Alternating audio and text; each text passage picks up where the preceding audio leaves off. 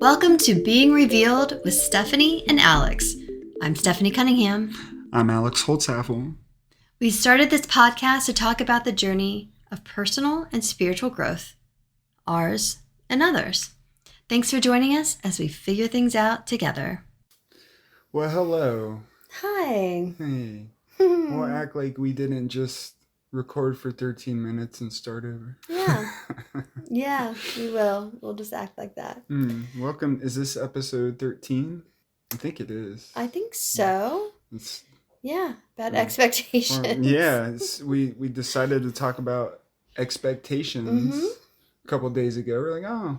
Yeah. And now we've had a lot of technical difficulties, so. We have. It's coincidental. I guess so. How are we feeling about expectations now? Well, I guess don't expect for things to work properly.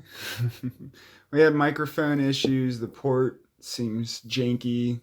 And then we started recording with the phone, and it just 13 minutes in, it kind of started acting up, and we replayed it, and it just didn't sound good. So we're going to give it a try again. I guess so. Mm-hmm. Yeah, so you brought up expectations the other day. That was the idea that you had, which I always like to talk about expectations because I think it is releasing expectations is one of the biggest things we can and best things we can do for ourselves. Yes. So what made you think of expectations as a topic to talk about?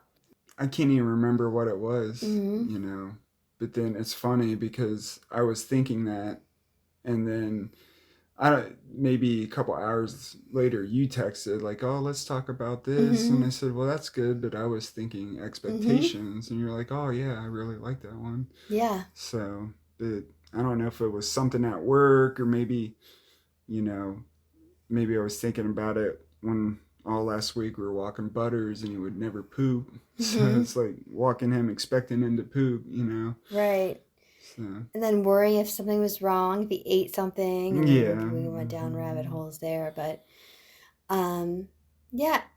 expectations is something that is kind of close to my heart because 6 years ago when I was kind of in transition and I was really trying to reconnect back to myself and what felt good for me, I recognized all these patterns that I had in my life and these belief systems that I had in my life as far as what life had to look like, what, where I felt like I had to be at a certain time in my life, what I needed to do, how much money I needed to make. And I realized that all of these things were expectations I was putting upon myself that were not positive for me.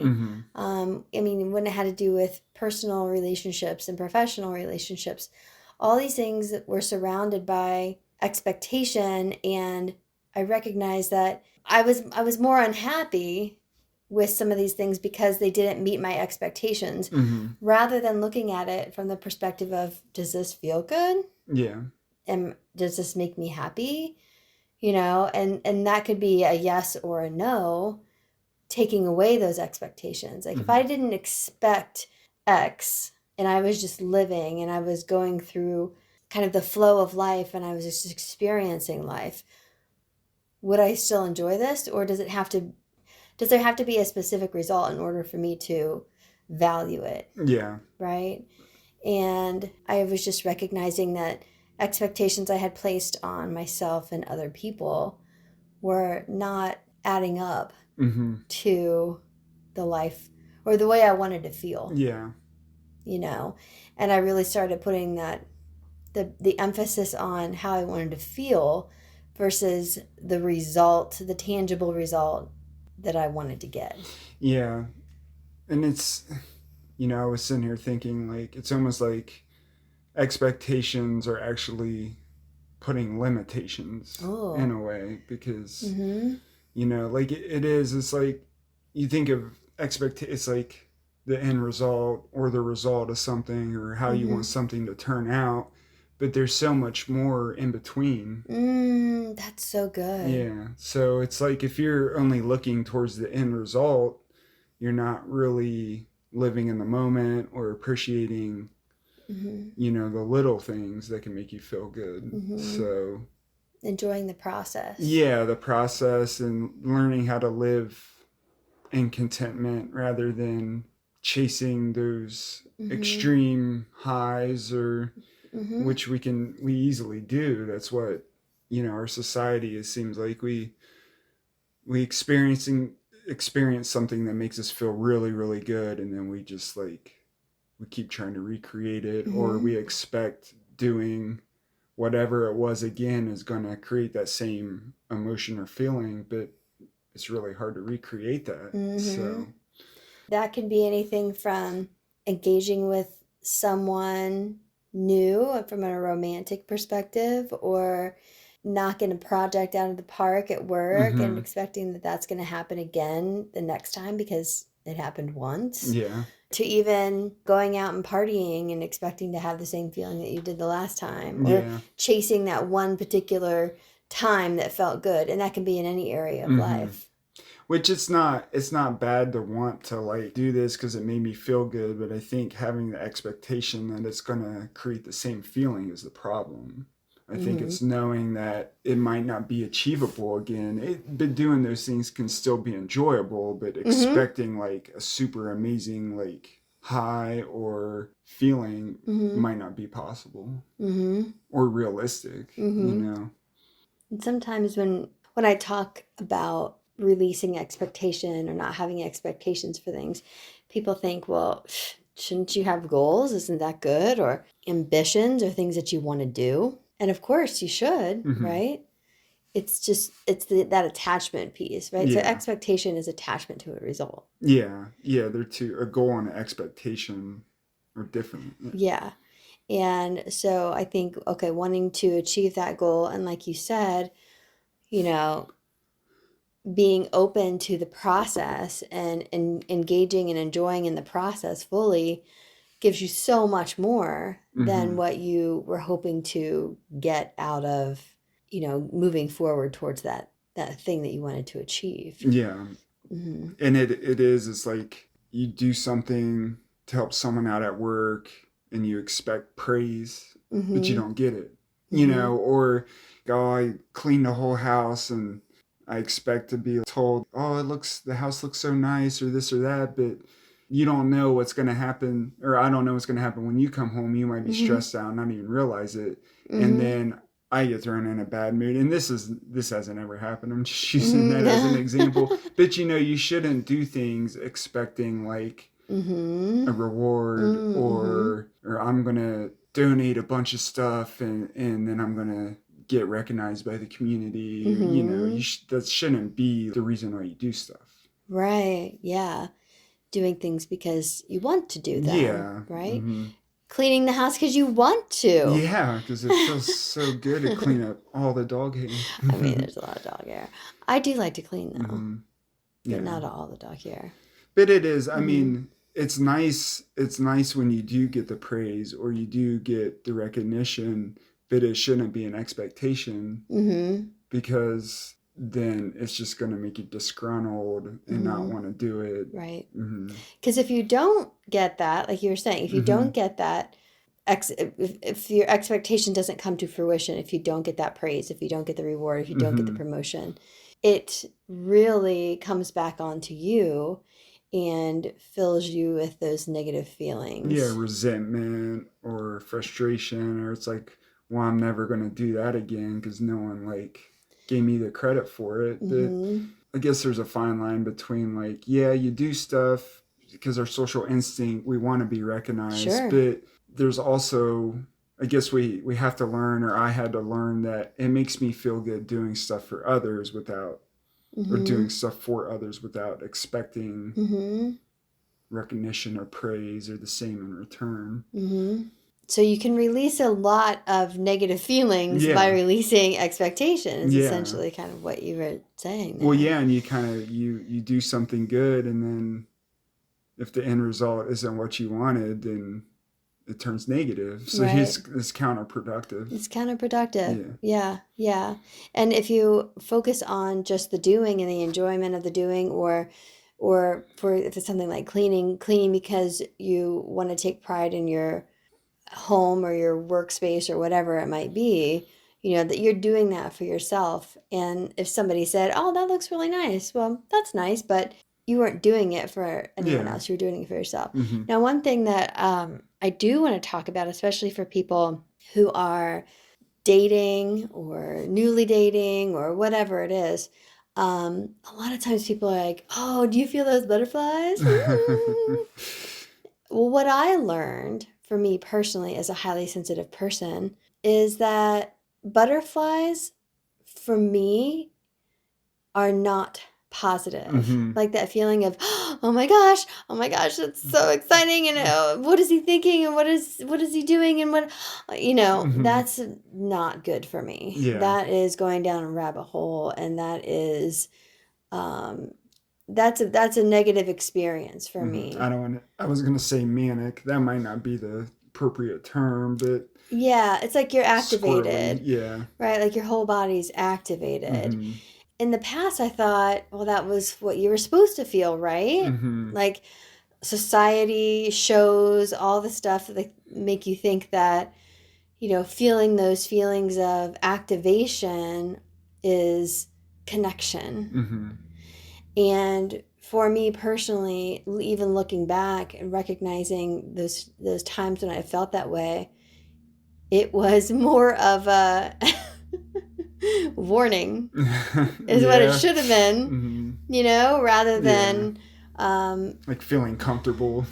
Right. Yeah. It didn't feel comfortable. It felt like activated, and that's what I thought I was supposed to feel, is kind of that activated, stirred up. Like, but for me, that wasn't positive. So when I was starting to date again, I made the conscious decision to change that pattern, right? And to really focus on how am I feeling in the moment versus, feeling those feelings of activation, because I recognized that wasn't a positive pattern for me. And that in the past, I may have felt that activation and just ignored everything else. And thought that was the good thing. Yeah, that's good. Yeah, getting butterflies and getting all like emotions stirred up is what you want. You want someone to make you feel. Right, but what it was actually making me feel was, I wonder what he's feeling, and am I feeling the same way? Are we feeling the same way? Is he thinking about me? What is he doing? Who's he talking to? It's just, that's not good. No. So when I was kind of resetting my pattern there, it was, do I feel good in this moment? Do I feel good? Do I feel happy? Do I feel engaged, in conversation? Do I feel secure? Am I worried about what he's thinking or not? Or, I think one of the things that I mentioned early on to you is that you just, being around you just calms my nervous system, which is kind of the opposite of what I've experienced in the past. So that's a really good feeling. Yeah. To have a calm nervous system, and when I was thinking about what patterns I wanted to change in the future for dating specifically, I wanted it to be easy, and I wanted it to feel good, and I wanted someone who was supportive. I wanted someone I could talk to, like engage in long conversations with, and so I set all of I kind of said, okay, what am I looking for? How do I want to feel the next time I'm in a relationship? And then I just allowed it to unfold. Right. Someone has mentioned to me before, like, oh, do you still feel butterflies with Alex? And I'm like, no. Like, and I don't want I don't want them. But the question is, am I attracted to you and do I want to make out with you all the time? Then yeah, that's, yes is the answer to that question. Feeling activated in a way that is not positive for me. It's like fight or flight. Right. Like, is that really, do you want your relationship or the person to activate that fight or flight system? That's probably not good.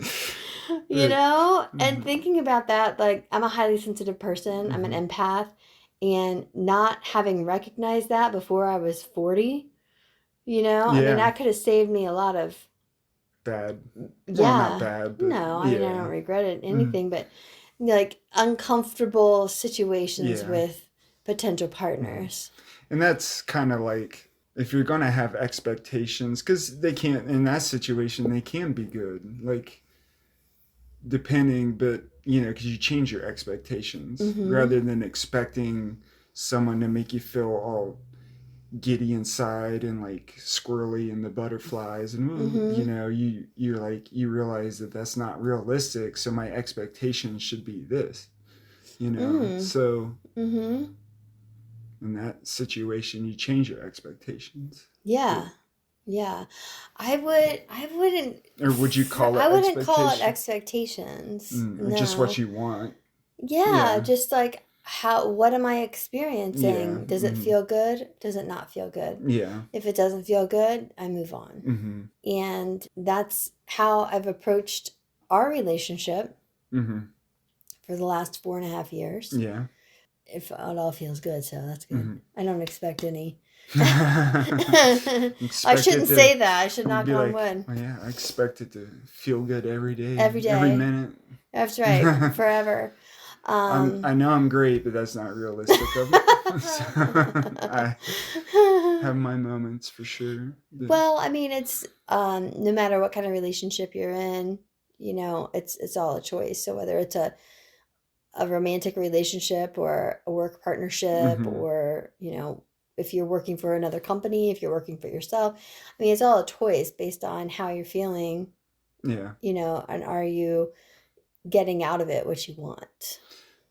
I think we didn't necessarily get off topic, but we did. But I was trying to think of how like expectations and what you were talking about, but it's kind of like expectations can kind of cloud the little things. It can if you have for sure a huge expectation, then you might not really notice the little things that make you feel good because you're trying to go from A to Z and you're not appreciating everything in between. So you think, especially like a relationship with someone, if you're like, I expect them to make me feel this way, then you don't really appreciate the little tiny things that happen that can make you feel that way. Right. Because you're expecting the instant gratification right off the bat. Right.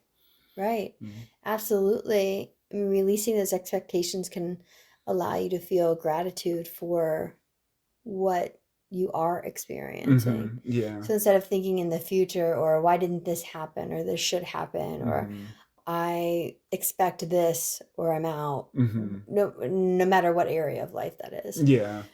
Just saying, does this feel good? Am I allowed to express myself? Am I allowed to bring allowed meaning like feeling comfortable, right? Do I feel comfortable to bring my full self to this particular experience, whether it's work, whether it's relationships, whether, no matter what it is, that's really what feels good. And that's what allows that fulfillment. Yeah. Rather than saying, my expectation is to be in this situation. Not that you can't have goals. I mean, I think we talked about that, right? Like, not that you can't have goals and shouldn't have goals, but releasing that attachment. Yeah. And allowing things to unfold and being flexible enough to say, well, I thought I was going to go in this direction, but I'm being pulled in this direction, so maybe I should check it out. Yeah. I mean, like you're in the process of trying to possibly put together like a wellness center in Marysville. And that's been, you expected it to be this, or you were expecting this, and then it's kind of like shifted to this, and then you were expecting to maybe take over this building, and now it's like there's an issue with zoning, so it's like, and now you don't even know if you can do it. So it's like, yeah, I mean, and that's, I don't know if you had high expectations, or it sounds like you've been pretty good with like managing that and being like, well, I don't know. And we talk about it, it's like, well, we really don't know what it looks like, but situation like that can be devastating, where you expect, like, you go into it and you're like, I'm going to help so many people and I'm going to get all this in here. And then it's like, boom, it doesn't work out. So, and then you're let down and then you feel like, oh, what's the point of doing this anymore? And just because that might have failed doesn't mean you still don't have a purpose in that line of work. Right. But if your expectations let you down so much, it can cause you just to say, screw it, I don't want to do this anymore. Absolutely. Absolutely. And that could have been very possible, for me to feel. And I've definitely had to kind of put things in check, put myself in. I take that back. Not that I've had to put myself in check. I've just been reminding myself to stay in the flow of life. Yeah. And it's been helpful that I've been reading The Surrender Experiment by Michael Singer, because that's really what it's all about. Yeah. So I'm trying to stay in the flow of life and taking actions to move forward. And, if I get met with a block, okay, well, we're going to move in this direction. We're going to pivot a little bit, or we're going to jump through this hoop, and we're just going to keep moving forward. Knowing whether or not I'm going to be business homeless in a month and 10 days. Could be really stressful, and I'm just really staying open. Well, maybe here in a month and 10 days, maybe I shouldn't expect you to be the happiest person. No, but and I think we kind of, a lot of times we have the method or the type of thinking where it's like, well, we're on the path we're supposed to be on. When one door closes, another one opens. So we try to like keep that mindset, but that doesn't mean that you're not going to have all kinds of not negative feelings, just all kinds of feelings over something. But and that's where expectations can be dangerous, because it can cause you to just stop or shut down. And expectations and reservations kind of go hand in hand in a way, because it's like you expect to get something and then you put a reservation on it. Kind of like, it's like with getting sober. Like a lot of people like, well, I'm getting sober so I can get my family back, but if I don't get my family back, then I'm just going to go back to drinking. And then they set themselves up for failure. And it can be that expectations and reservations can kind of go hand in hand. That's a great point. Yeah. Like, well, if this doesn't make me happy, then I'm leaving. I'm quitting my job. Or if I do this project and I don't get the recognition that I deserve, then I'm quitting. There might be some situations where you have to put your foot down and demand more value, but a lot of times it just, I guess that's the thing with being human and figuring out when that's appropriate or when it's self-sabotage. Yeah. How do you know? Yeah. Well, a good point. I guess you go through a lot of experiences and bad experiences or bad decisions, and then you start to figure it out. Like, yeah. Or you listen to us. Right, exactly. I think for me personally, I've recognized, how does something feel in my body? Yeah. And if it feels prickly or stressful or makes everything like tense up. Or butterflies. Yep. Then, that's no bueno. But if I feel at ease, even in the midst of crisis and uncertainty, if it feels good in my body, if my body feels calm, I can easily move through it in a different way. Yeah. And that's, I think tackling situations or handling adversity is always so much easier when you are serene or calm in the storm. When you approach it that way, it just seems like you're able to have better critical thinking and look at something for what it is and not overreact. So that's a great point, because if you're in the middle of failed expectations, your brain's not working real well. And you can be very impulsive and agitated and what's the word I'm looking for? Not revenge, but it's kind of like, well, this didn't happen for me, so screw you. It's very easy to get into that mindset. Yeah, but there's so much that can be said about it.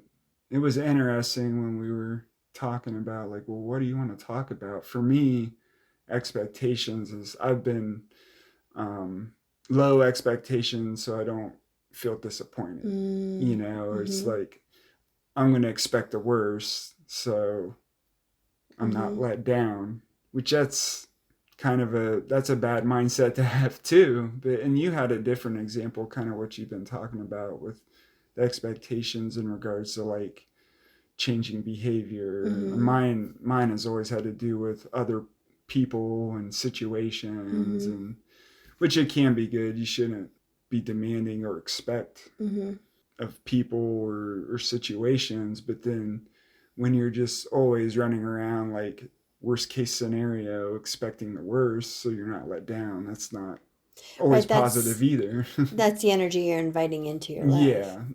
Yeah, that's a good point. I don't want people to, I really want to end on kind of like, I don't want people to think that they shouldn't have goals or want things or have desires, which are just kind of other names of expectation, but really just allowing the process to unfold and taking action in a way that's going to get you there and enjoying the process. So, expectations kind of like future centered rather than present centered. Yeah, being in the moment. And like you said, it's expectations can be good, but I think it's looking and being aware and saying, are these expectations realistic? Am I demanding too much? Or is this too much to expect from as a result of this action? But it is, I mean, everything's about enjoying the moment, not looking too much into the future. It's good, but then you really miss out on the process or because the little things, if you ignore those, they add up and they are beneficial. Right. Absolutely. You need those, It's not just the big stuff. Sometimes you need the little pieces to help make you full or to push you. And if you fail to realize those, then right. Yeah. You've missed a lot. It's an empty process. It's an empty process. Yeah, which leaves you unfulfilled at the end. Yeah. You could get that result, but then you didn't really enjoy getting there or appreciate it. And then once you get there, you're like, that's it. Didn't have all the experiences that you really wanted to. Because when you think about it, you set goals or have expectations because you want to feel a certain way. Well, you could feel that certain way throughout the process, like you were saying. And to get to that achievement that you wanted to get to. Yeah. I mean, it's a PG podcast, but I could use like intimacy as an example. Like a lot of times we just focus on the end result. Yeah. But there's so much to be enjoyed working up to that. Absolutely. That if all you're doing is focusing on the end result, you really don't. I mean, let's face it, a majority of the intimacy is in the middle. Right. The end result lasts. So yeah, I mean, that's a good example. Yeah, it is. We'll keep it PG though. PG. I won't say anything. No. People probably don't listen all the way to the end anyway. They do, of course. Well, I thought that was really good. And, I think in the future, we do want to start interviewing some people, having other people on the podcast as well. So if you know of anyone that you think might be a good candidate for having a conversation with us, let us know. Put that in the comments. Or if you're interested, if there's something that you want to share with our audience and just to kind of get out, reach out. We'd love to hear from you. Yeah, and I think you doing this with one of your friends or co-workers or whatever every now and then is good too. So I might not always be on here. The people want you though. Maybe we can interview Butters. We can interview Butters. Yes. Actually in here with us sleeping. So yes. Yeah, but if you have any other topics or you want to be interviewed and want to talk to us or whatever, use that is it the Q&A thing on Spotify or Yep, you can. There's a comment section. You can even reach out to you on your socials. Yep. What are your socials? What are my socials? Facebook is Revelation U, and Instagram is @b.revealed. Mm-hmm. And then your website? Website, revelationu.com. All right.